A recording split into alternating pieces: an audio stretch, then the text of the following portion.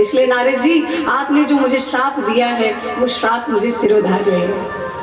नारद जी ने कहा, तो फिर प्रभु एक बात बताइए, मैंने आपको श्राप दिया, ये इतना बड़ा अपराध हो गया, इस अपराध से मुझे मुक्ति कैसे मिलेगी?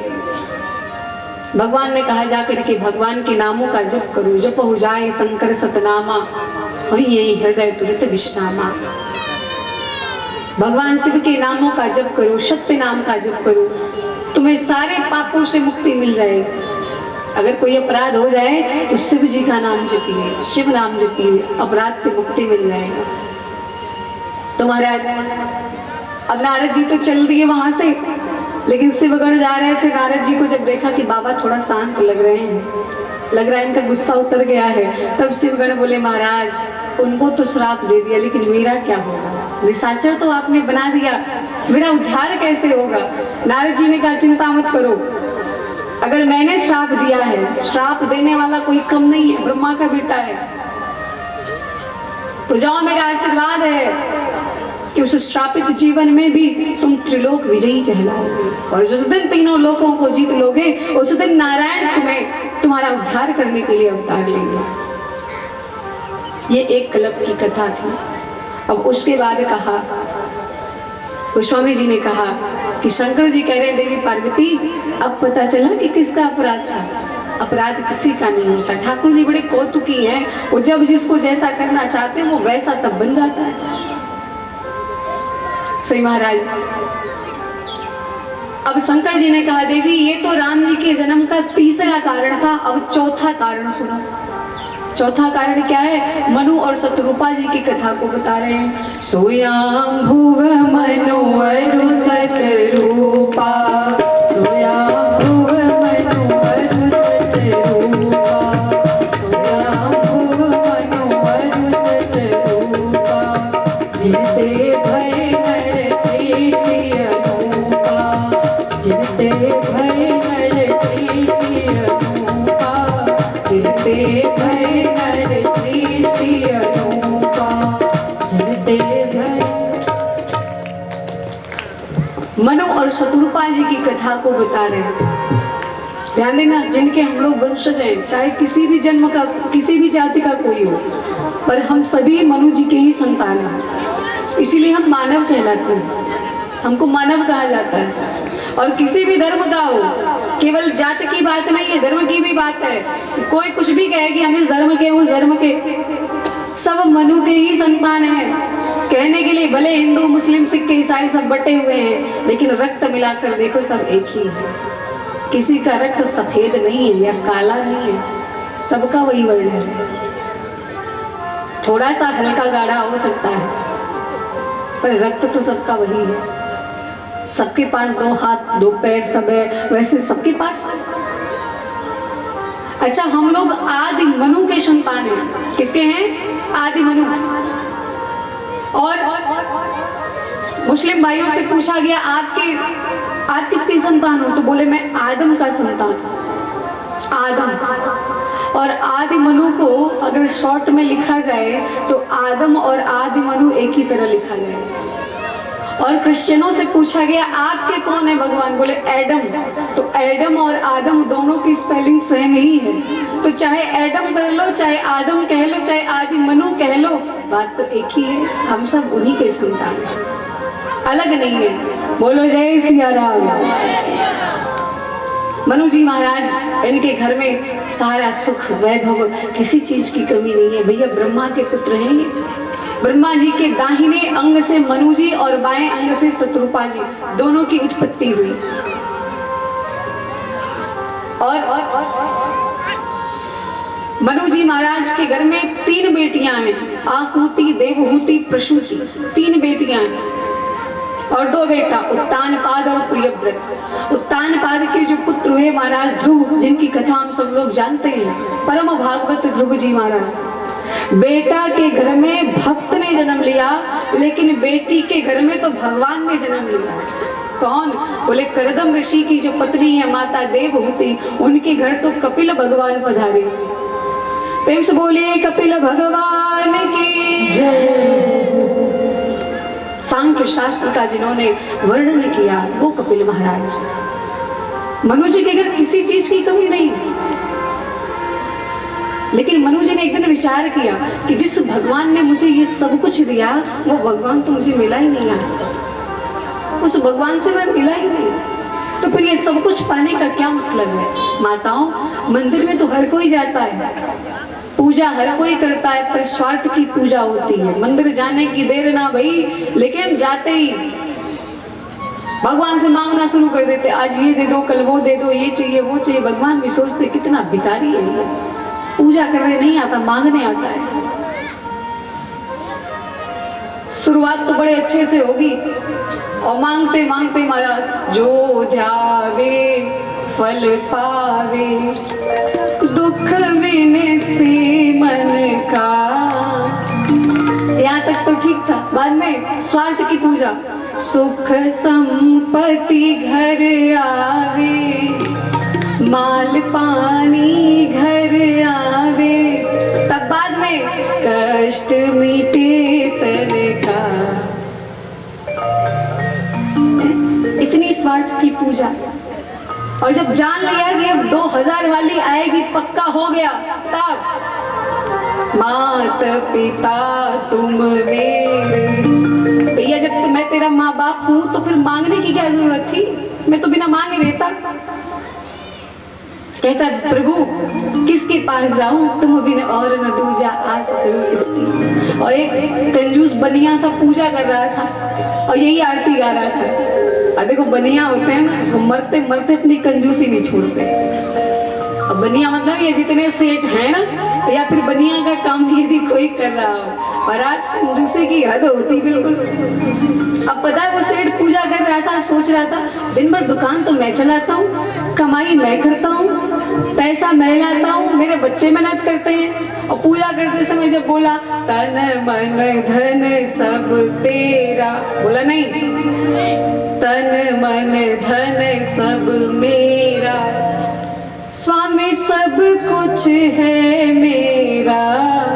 और मेरा ही नहीं, स्वामी पड़ोसी का भी मेरा, क्योंकि अगला कब्जा मेरा ही होगा। मेरा मुझको दे दो, क्या लागे तेरा। भगवान भी धन्य हो गए भैया तेरी ये पूजा। इतना कंजूस की कथा में सुन लिया। एक दिन कथा में गया तो सोचा कि कुछ दान कर दूं। सुना था कि कलयुग में दान के केवल धर्म का एक चरण बचा है जिसको दान कहते हैं, तो सोचा दान कर दूं। अब इतना कंजूस था, मुट्ठी में 10 रुपए निकाल कर बैठा था कि अभी जब जैसे हम भजन करते हैं ना तो आपको बोलते हैं कि कथा हो जाएगी तब दान पात्र में डाल देना, यहाँ बार बार मत आओ। तो उसको तो बहाना मिल गया था दान न करने का। ये देखो देवी जी भी कह रही बैठे रहो, मुट्ठी बंद करके बैठा रहता था। अब सोचा कि सब लोग दान करने जा रहे हैं, मैं भी चला जाऊं। सो मुट्ठी खोला तो हाथों में पसीना हो गया था। तो पता है क्या बोला, अरे मेरी नोट, तू रो रही है? अच्छा ये मेरे पास से जाना नहीं चाहती, देखो रो रही है।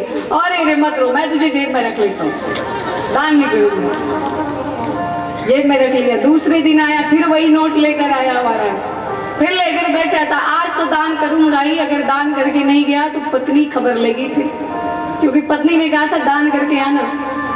फिर बैठा था, फिर हाथ खोला और देखा पसीना। अरे तू आज भी रो रही है? अरे पगली, बाबा जी के पास ही तो भेज रहा हूँ। लेकिन नहीं नहीं तू चुप हो जा, मैं तुझे नहीं दूंगा, चल रख लेता हूँ जेब। रख लिया जेब में। एक कंजूस बनिया 9 दिन तक कथा सुन लिया, फूटी कौड़ी भी दान में नहीं दिया। और एक दिन पहुंच गया शिवरात्रि पर शिव जी के मंदिर में, और वहां किसी तरह सोचा लाओ अब ये 10 की नोट थोड़ा गीली होते होते खराब हो गई है, तो दान पत्र में कौन देख रहा है कौन सी नोट पड़ रही है, डाल देते हैं। अब दान पात्र में डालने को सोचा, तब तक देखा कि एक औरत नीचे झुकी और 2000 की नोट निकाली। सो देखी और बोली भगवान आपका आपको समर्पित, ऐसा करते हुए मोड़ करके दान पात्र में डाल दी। जब डाल दी तो ये बनिया 10 रुपए डाल करके चला आया और बोला बहन जी, बाहर आके बोला बहन जी आप तो बड़ी जिगर वाली हो। उसने कहा क्यों महाराज? बनिया ने कहा आपने तो 2000 दान किया, 2000 की नोट आपने दान की, घर से परमिशन मिल जाता है क्या? इतना पैसा मिल जाता है क्या? बोले मेरा थोड़ी था, वो जहाँ आप खड़े थे ना आपके पैर के पास 2000 की नोट गिरी थी। ठनकी, मेरे भी पर्स में 2000 था और जब खोल के देखा तो नोट है ही नहीं। अरे राम राम भोले बाबा, जबरदस्ती दान करवा लिए। रोज बचाता था और आज इकट्ठे 2000 चला गया। 10 रुपए के चक्कर में 2000 गया दान में। तो भगवान भी यदि दान करवाना रहता तो करवा ही लेते। देखो माताओं, आप भी अगर ऐसे कहीं आंचल में बांध के रखी हो ना तो छिपा के मत रखी रहना, कहीं रास्ते में गिर गया तो वो बेकार हो जाएगा। कुछ माताएं होती वो आंचल में बांधे बांधे उठा ले जाती, फिर कल कर देंगे, परसों कर देंगे। दान ही बचा है एक धर्म का चरण इस कलिकाल में। बोलो जय सिया राम। मनु जी महाराज ने विचार किया, सब तो मुझे मिला पर जिस भगवान ने ये सब कुछ दिया वो भगवान तो मुझे मिले ही नहीं। सब घर बार छोड़ करके, बेटा को राज्यपाट दे करके मनु जी महाराज जंगल के लिए प्रस्थान किए। शत्रुपा जी ने कहा, प्रभु आप नहीं रहेंगे तो मैं रहकर क्या करूं। शत्रुपा मनु दोनों लोग आ गए। राजसी वस्त्रों का त्याग करके मनु जी महाराज वलकल वस्त्र धारण करके जंगल में तप करने लगे। और तपस्या में मन ऐसा लग गया कि पता ही नहीं चल रहा है कि हम कुछ खा पी रहे हैं कि नहीं। अस्थि मात्र होई रहे शरीरा, तदपि मनाग मन ही नहीं पीरा। शरीर में केवल हड्डी बची है, लेकिन मनु जी महाराज, उनको कोई पीड़ा महसूस नहीं हो रहा कि मैं दुबला हो रहा हूँ, पतला हो रहा हूँ, या फिर मैं तपस्या से मैं सूख रहा हूँ, कुछ असर नहीं पड़ता। जंगल के जीव जंतु भी परेशान नहीं करते, आराम से तपस्या करने दे रहे हैं, क्योंकि भगवान जिसकी रक्षा कर रहे हो उसका कोई क्या बिगाड़ सकता है। अरे जिसकी लागी रे लगन भगवान में, उसका दिया रे जलेगा तूफान में। जिसकी लागी रे लगन भगवान में, उसका दिया रे जलेगा तूफान में। जिसकी लागी रे लगन भगवान में, उसका दिया रे जलेगा तूफान में। जिसकी लागी रे लगन भगवान में, उसका दिया रे जलेगा तूफान में।